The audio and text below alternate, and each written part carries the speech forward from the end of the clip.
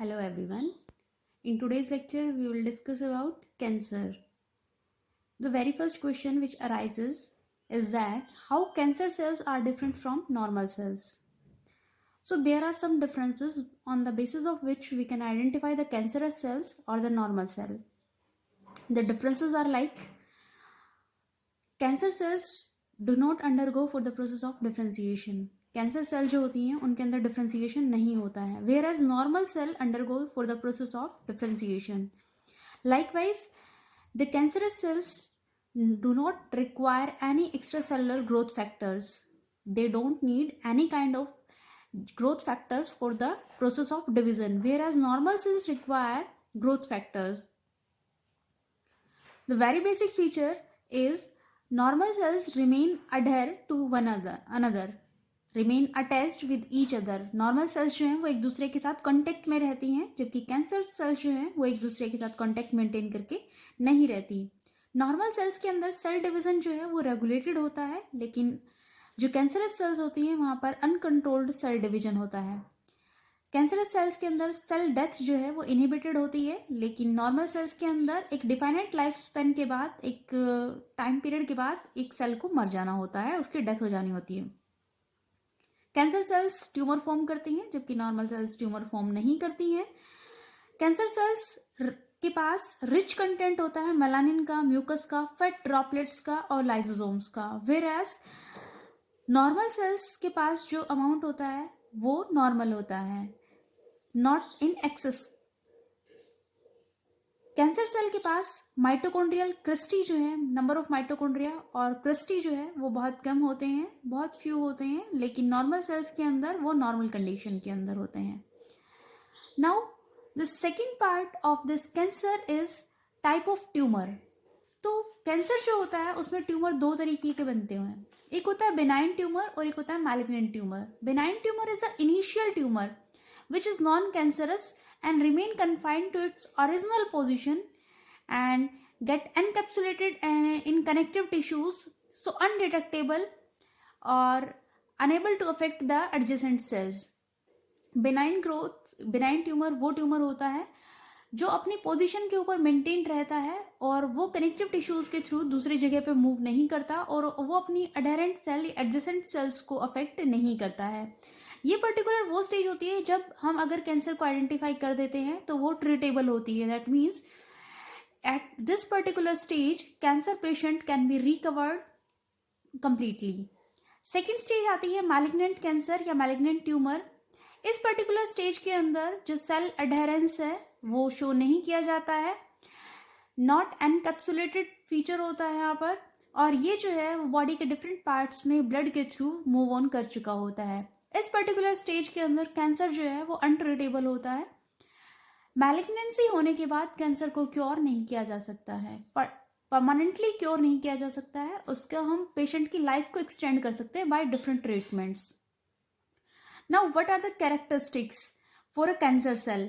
तो एक cancer cell के पास क्या क्या कैरेक्टरिस्टिक फीचर होते हैं. अभी हमने नॉर्मल सेल और कैंसर सेल में डिफरेंस किया था, तो वही सेम फीचर्स जो हैं वो यहाँ पर हम पढ़ेंगे.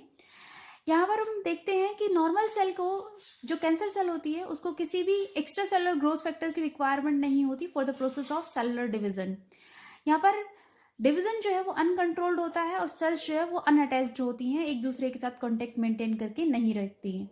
यहाँ पर number of lysosome, melanin, mucus और फैट ड्रॉपलेट्स का जो अमाउंट है वो एक सेल के अंदर इंक्रीज कंडीशन में होता है, बहुत ज़्यादा होता है, लेकिन नंबर ऑफ माइटोकॉन्ड्रिया और क्रिस्टी जो है वो कम अमाउंट में होते हैं, डिक्रीज्ड होते हैं. सेल डेथ जो है वो यहाँ पर इनहिबिटेड होती है. अगला जो एक पर्टिकुलर मेन फीचर है वो है यहाँ पर जीन्स जो है, लाइक बरका टाइप 1, बरका टाइप 2, CDH1, PTEN, P53, ये कुछ जीन्स हैं जो म्यूटेटेड फॉर्म में प्रेजेंट होते हैं.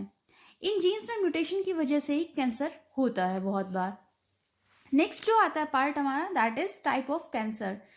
कैंसर जो है वो डिफरेंट टाइप का होता है, like the very first carcinoma. Epithelial tissue का जो कैंसर होता है that is known as carcinoma, like the breast cancer, stomach, lungs, pancreas, mouth, throat cancer etcetera. Sarcoma, mesodermal जो कैंसर होता है that is sarcoma cancer, like the bone, cartilage, fat etcetera. Next आता है lymphoma. यहाँ पर haematopoietic sales का number, blood cells का number जो है वो इंक्रीज हो जाता है, और इस तरीके का जो कैंसर होता है उसको हम कहते हैं ब्लड कैंसर। नेक्स्ट होता है मेलानोमास। यहाँ पर ट्यूमर जो है from the melanocytes of skin, skin की मेलानोसाइट्स के अंदर ट्यूमर फॉर्म हो जाता है। Adenoma, glandular epithelium like the thyroid, pituitary, यहाँ पर अगर कैंसर क्रिएट होता है तो उसको हम कहते हैं एडिनोमा।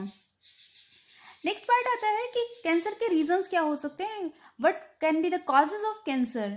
तो कैंसर सेल्स में be induced by physical, chemical and biological agents named as carcinogens. Cancer जो है वो फिजिकल एजेंट्स के थ्रू हो सकता है, केमिकल एजेंट्स के थ्रू हो सकता है, या बायोलॉजिकल एजेंट्स के थ्रू हो सकता है, और उन सबको हम कार्सिनोजेंस कहते हैं। फिजिकल एजेंट्स जो है, फिजिकल कार्सिनोजेंस जो है वो मैकेनिकल इरिटेंट्स हो सकते हैं, हीट हो सकती है, रेडिएशंस हो सकती हैं। बायोलॉजिकल एजेंट्स बहुत सारे जो वायरसेस हैं वो हो सकते हैं। केमिकल कार्सिनोजेंस के अंदर बहुत सारे केमिकल्स जो हैं वो कार्सिनोजन की तरह एक्ट कर सकते हैं, कैंसर कॉजिंग एक्ट कर सकते हैं।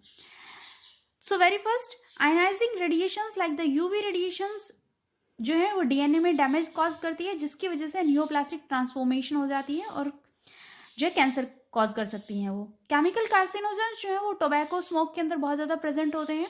ये मेजर रीजन होते हैं लंग कैंसर का, जिसके अंदर बहुत सारे chemicals like the nitro डायमिथाइलिन 3,4 benzopyrene, alpha toxins, synthetic dies जो हैं वो प्रेजेंट होते हैं, और ये सारे मेजर कार्सिनोजेंस हैं फॉर द लंग कैंसर। उसके अलावा cancer causing viruses like the HPV, बर्किट lymphoma, ये सारे वायरसेस जो हैं वो कैंसर कॉज करते हैं। एपिस्टीन बार वायरस, उसके अलावा कुछ जीन्स जो हैं वो वायरस कैंसर कॉजिंग होते हैं। नॉर्मल प्रोटोऑन्कोजेनिक जीन्स जो हैं वो हर सेल के अंदर प्रेजेंट होते हैं, लेकिन अगर वो नॉर्मल प्रोटोऑन्कोजेनिक कंडीशन के अंदर नहीं रहते हैं और उनके अंदर म्यूटेशन हो जाती है तो उनको हम कहते हैं ऑन्कोजेनिक जीन्स। और ये जो ऑन्कोजेनिक जीन्स हैं ये जो है वो वायरस कैंसर कॉज करते हैं।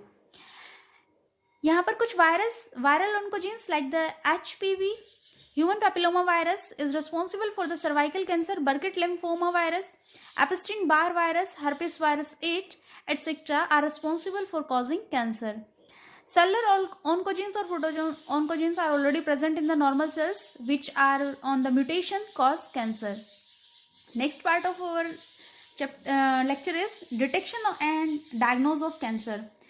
कैंसर का अर्ली डिटेक्शन जो है वो बहुत असेंशियल होता है to treat the disease successfully और परमानेंटली। अगर हम अर्ली स्टेज के ऊपर उसको डिटेक्ट कर सकते हैं तो यहाँ पर कैंसर जो है वो क्योरेबल होता है।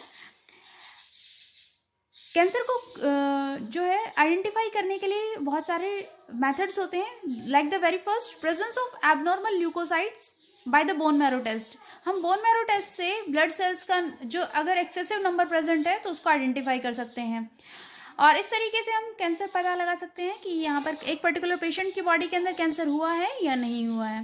सेकेंड इज बायोप्सी और histopathological studies of tissues and blood. By this technique we can identify the different kind of cancers. यहाँ पर हम डिफरेंट टेक्निक्स जो यूज करते हैं like the radiography, x-rays, CT scan, MRI, ये जो टेक्निक्स हैं वो इंटरनल बॉडी ऑर्गन्स के कैंसर को आइडेंटिफाई करने में हेल्पफुल होती हैं। उसके अलावा antibodies against the cancer specific antigen are also use to detect the cancer. एक पर्टिकुलर कैंसर एंटीजन के अगेंस्ट एंटीबॉडी को हम यूज करते हैं कैंसर को आइडेंटिफाई करने के लिए। उसके अलावा मॉलिक्यूलर बायोलॉजिकल एनालिसिस जो है वो शो करते हैं कि कुछ इनहेरिटेड जीन्स जो है प्रोजेनी के अंदर प्रेजेंट होते हैं और वो जो है वो कैंसर ससेप्टेबल होते हैं। That means the person can adopt cancer if particular conditions are available to that person. अगर ऐसे पर्सन को हम पर्टिकुलर एक्सपोजर से दूर रखें तो उसके अंदर कैंसर जो है वो डेवलप नहीं होगा। This is about the detection and diagnosis of cancer. Next part of our lecture is treatment for the cancer. What kind of treatment can we provide for a cancer patient? So the very first part is surgery. सबसे पहला जो reason होता है कि जो tumour form हुआ है उसका सर्जिकल रिमूवल कर दिया जाए। अगर ये ट्यूमर बेनाइन ट्यूमर है तो यहाँ पर surgical removal is the successful treatment. लेकिन अगर मैलिग्नेंसी हो चुकी है, मैलिग्नेंट ट्यूमर डेवलप बन चुका है, तो यहाँ पर सेल्स जो है वो माइग्रेट कर चुकी होती है पूरी बॉडी के अंदर, और वहाँ पर surgical removal is not enough, और the repeated surgeries are required for the removal of tumour, and sometime surgeries are not accessible for the excision.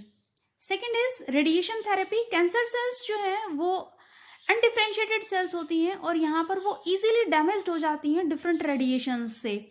जो रेडियो आइसोटोप्स हैं उनकी रेडिएशन से वो इजीली डैमेज हो जाती है in comparison to the normal cells like the radon 220, iodine 131 and cobalt etcetera. Third treatment is chemotherapy. कुछ cytotoxic drugs जो है उनको हम यूज करते हैं with the other therapies like the vinblastine, vincristine, taxol, cisplatin. इनको हम यूज करते हैं डिफरेंट थेरेपीज के साथ लाइक द रेडिएशन थेरेपी और the surgery for the removal of cancer. ये जो जितने भी ट्रीटमेंट्स हैं उन सबके साइड इफेक्ट्स होते हैं, और यहाँ पर साइड इफेक्ट जो है वो हेयर लॉस या एनीमिया या म्यूकोसाइसिस, इन सब रीजंस में हमें दिखाई देते हैं। नेक्स्ट पार्ट है इम्यूनोथेरेपी।